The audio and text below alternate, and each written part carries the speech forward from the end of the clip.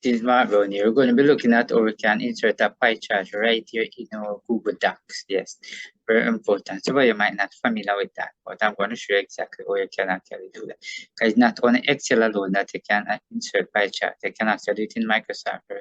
All right, here I'm going to show you can do it in Google Docs. All right, the first thing you want to come right up here. Notice all these are the top. So you want to click on insert.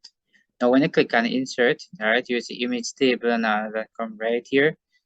Right, chart is what you want to focus on. You're going to come across, you notice a bar, column, line, right? There's a pie, and notice a sheet. I'm going to click on the pie chart. Right, and if you notice, right, so this is how it actually insert the pie chart right here in Google Docs.